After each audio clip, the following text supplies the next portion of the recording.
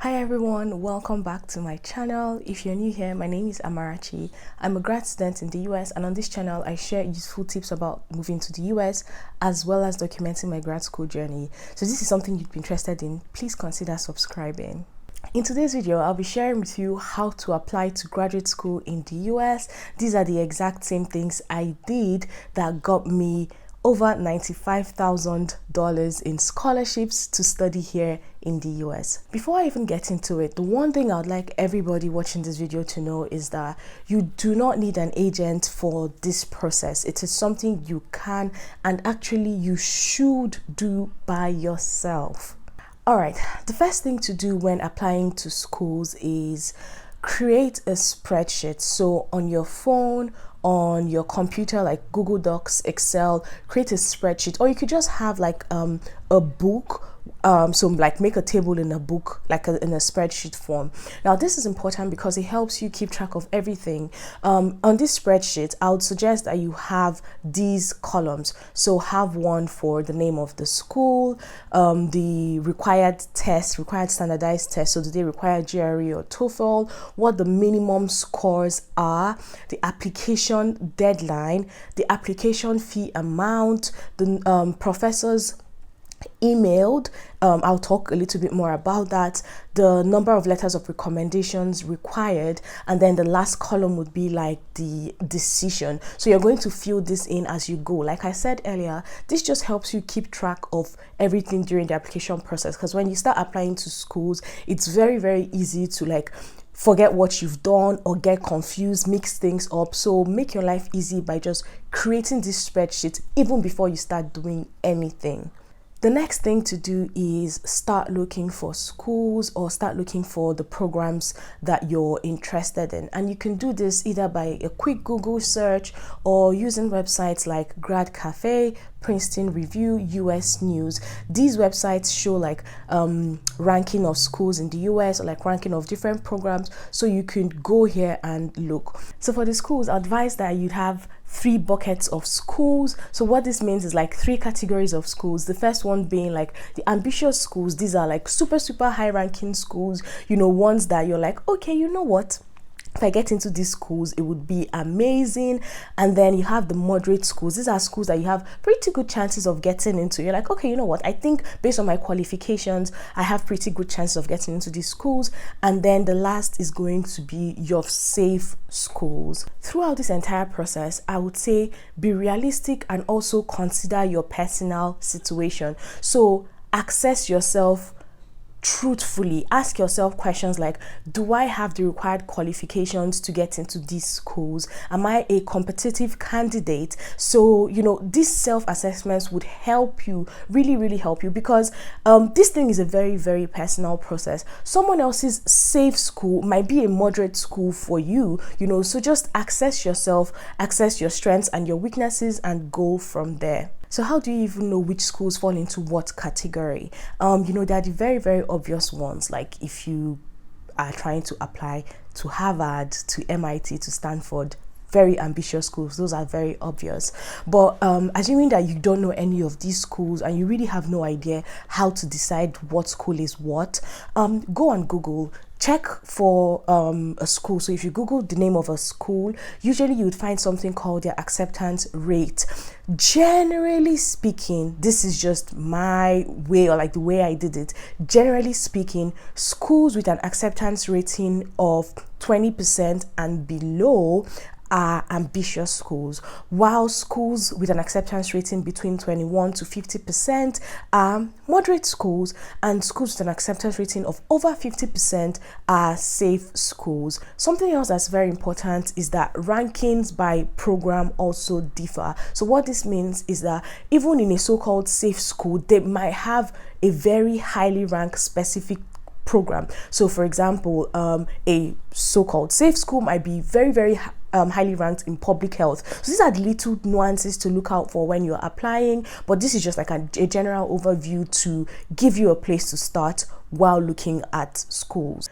So for the 3 buckets of schools, I'd advise that you have 2 to 3 schools in each bucket. So in total, you should have a list of anywhere between 6 to 9 or 10 schools. I'm not saying that you necessarily have to apply to all 10, but just have this list to start with. Next, I would advise that you contact students in this school, in your program or the program that you're interested in. And this is very easy. You can just go on LinkedIn, type the name of the school, type the department, and then just click people. You're going to see people who are currently in that department or who are currently in that program. Message people. People are generally helpful. Just message them, ask if they could like chat with you briefly, or if you could email them, and just have a conversation with them. Ask them what their experience has been like, what the program is like, etc. Another way to contact people or to like reach out to students would be by contacting them directly from their lab or from their group's website. So what I mean is, if you're interested in a specific school XYZ, you're interested in say their psychology program, you would go on this school's website, you go on the psychology department's website. Usually you would find a list of the faculty in that department. This list would have a link to the faculty's like individual website. On this website you would find group members, so people who are already in their group. Sometimes the group members will have their email address written below their names, and you could just email them.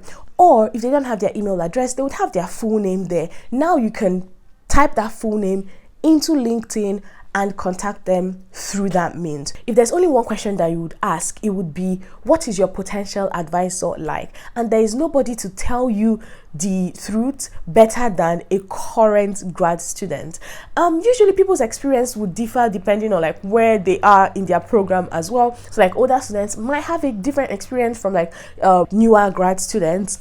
But yeah, I would say find someone, say like who is in their second or third year, and talk to them, because they're kind of somewhere in the middle. They would give you with adequate or accurate information. I say this because it is very important. Like, the science might be very exciting, the work that you're doing might be so amazing and interesting, and you look forward to doing it, but your advisor is really going to make or break your grad school experience, especially if you're going for a PhD. Like, think about it. You're going to be in some sort of relationship with this person for at least 5 years. Like, you don't want a toxic relationship for 5 years. You want it to be as cordial, as friendly, as like symbiotic as possible. So please make sure that you do your best to get information on what your potential advisor is like. Again, while the science might be great and you like love this school, you really want to attend it,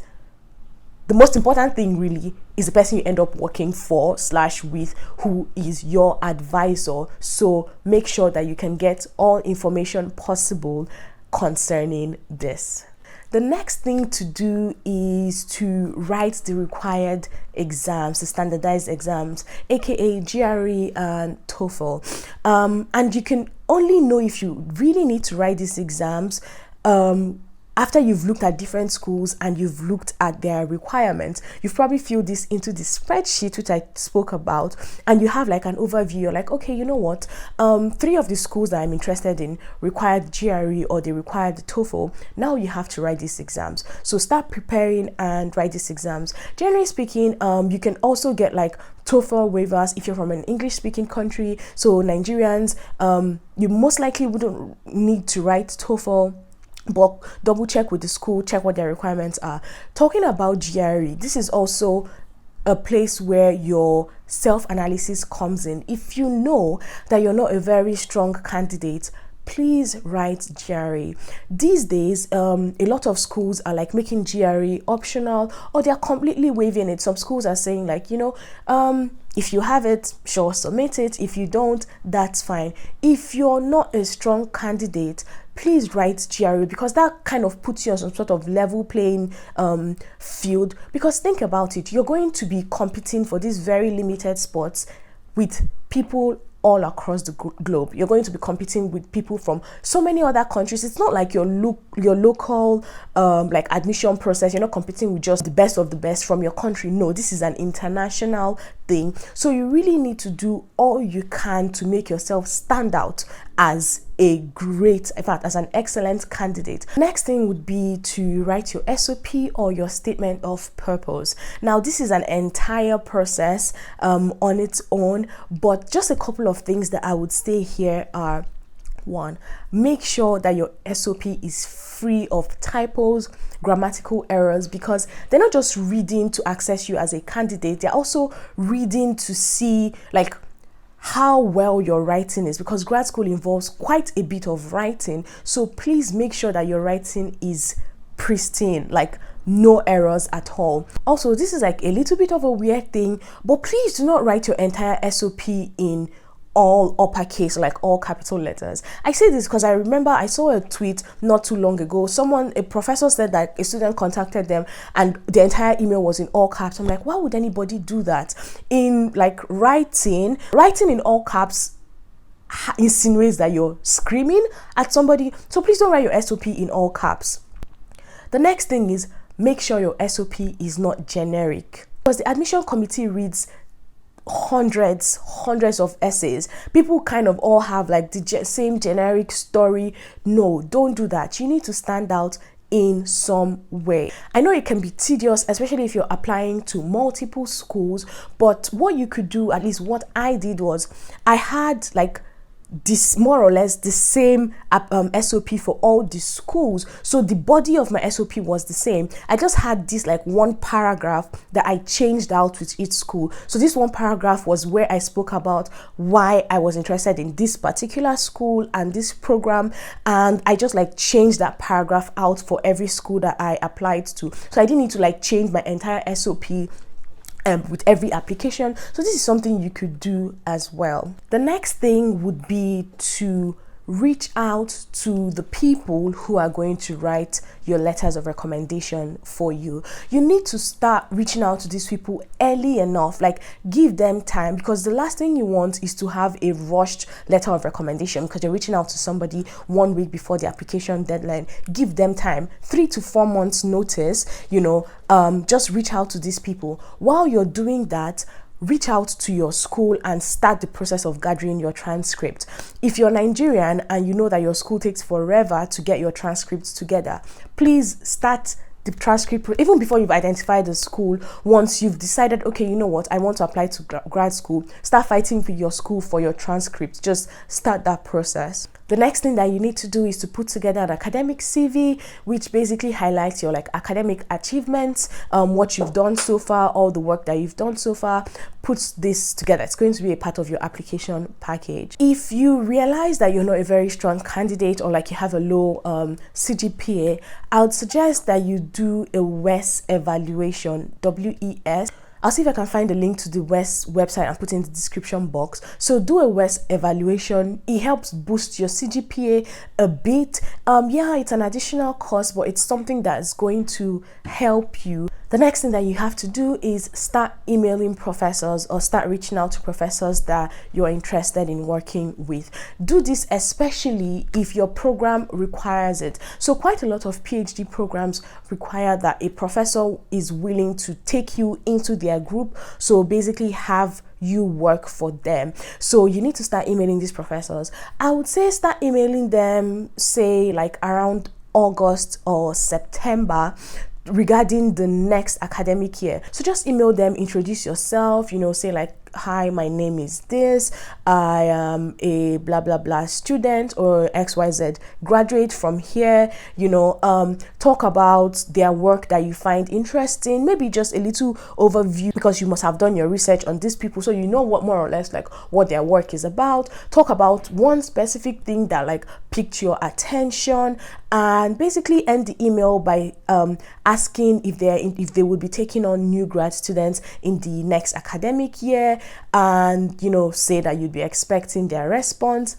And that's it. Sometimes some schools don't make it explicitly clear that you need to have a professor have you in their lab. However, having one greatly improves your chances of getting accepted. So even if you like really want to go to one of the like ambitious schools that I spoke about, and you feel like, you know what, on my own I don't know if I can do this, if you're able to develop a good rapport with a professor, the professor likes you and they wouldn't mind having you in their lab, this would increase your chances of getting into that school. Because what happens behind the scenes in the admissions process is that like the admissions committee reads through your like application package, they go through it, and then if professors have people that they want to work with them in their lab, they tell the admissions committee, they're like, okay, you know what, this person with this name, I want them in my lab, and automatically you get accepted because the professor has said, oh, I want this person in my lab. Of course, you have to put in an application and at least meet the basic requirements. But yeah, that is like another advantage of reaching out to professors. Reaching out to professors is also the best way to get funding as a master's student, because most programs in the US have a lot more funding in the PhD program than in the master's program. But if you have a professor, again, who is willing to have you work for them, they most likely would provide you with some sort of funding. So this is like a hack to get funding as a master's student. Now that you have everything together, everything that you need, you actually have to start applying now. Generally, the application process, like the actual application, is not too complicated. What wastes time is like gathering all the different things that you need for your application. So start applying. During the application process, you often have to pay an application fee, and these fees can be quite expensive. They range from anywhere between like $30 to over $100. But you can get application fee waivers. So you can either directly email the graduate admissions committee and ask them for a waiver, explaining why you would like one. You don't demand, you just ask nicely. So say things like maybe it's just too high for your country. Explain your situation. If you're from a country that the currency is not very strong and this is like a lot of money in your local currency, just explain that situation to them. Again, if you have anything that makes you stand out, mention that in your request for a waiver. Schools want really like excellent candidates. They want to have like good candidates. So if they see like, oh, okay, this person has very good prospects, they're like, yeah, sure, we'll do everything we can to make this process easy for you. They'll give you a waiver. If you don't want to do all of this, you could also get waivers by attending events organized by the school or by the specific department, most likely the department. So during the grad school application season, departments have various like info sections or like open house, like question and answer sections, talking about the program, talking about the department, etc., like what the area where the school is located is like, what the experiences of current grad students are, etc. Usually at the end of this event, there would be an application fee waiver given to people, so you could use this for your application. Sometimes they don't give you a waiver, but they say like, because you've attended this event, they put it into the system. When you submit your application, it's going to be automatically waived for you. So this is something else that you can do if you really want to get into a school and you don't want to pay their application fee. Make an effort to attend some of the events that they organize, and you just might be able to get a waiver just from attending these events.